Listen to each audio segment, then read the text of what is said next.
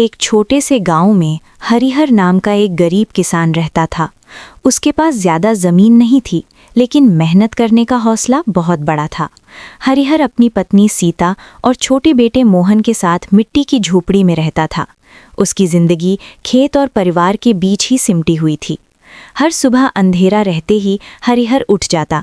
बैलों को चारा डालकर वो खेतों की ओर निकल पड़ता। ठंडी हवा में वो हल चलाता और मिट्टी से बात करता हुआ कहता, माँ धरती, आज भी मेहनत करूँगा, तू मुझे खाली हाथ मत लौटाना। गांव के कुछ लोग उसका मजाक उड़ाते थे। वे कहते, इतनी मेहनत करके क्या मिलेगा, जमाना बदल गया है। लेकिन हरिहर चुपचाप अपना काम करता रहता। उस साल बारिश समय पर नहीं हुई। आसमान सूखा पड़ा था। गांव के ज्यादातर किसान निराश हो गए।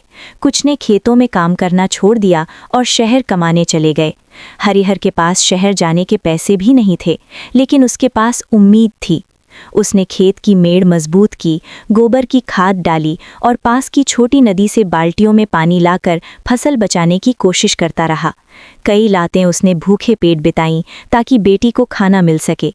सीता अक्सर कहती, भगवान देख रहा है, आपकी मेहनत जरूर रंग लाएगी। एक दिन गांव में एक साहूकार आया और उसने हरिहर को कर्ज देने की पेशकश की, लेकिन ज्यादा ब्याज पर। हरिहर ने विनम्रता से मना कर दिया। उसने कहा, कर्ज से अच्छा मेहनत है। कई महीनों बाद अचानक घने बादल छा गए। जोरदार बारिश हुई। जिन खेतों में लंबे समय से कोई काम नहीं हुआ था, वहां पानी भर गया और फसल खराब हो गई। लेकिन हरिहर के खेत की मिट्टी तैयार थी। बारिश उसके लिए वरदान बन गई। कुछ ही दिनों में उसके खेत में हरी हरी फसल लहलहाने लगी। पूरा गांव देखकर हैरान रह गया। जब फसल पककर तैयार हुई तो हरिहर को उम्मीद से कहीं ज्यादा अनाज मिला। उसने सबसे पहले भगवान का धन्यवाद किया, फिर गांव के उन लोगों को अनाज दिया जो सूखे में सबसे ज्यादा परेशान थे। साहूकार ने भी आकर कहा, काश मैंने भी आपकी तरह मेहनत की होती। अब हरिहर का नाम पूरे गांव में इज्जत से लिया जाने लगा।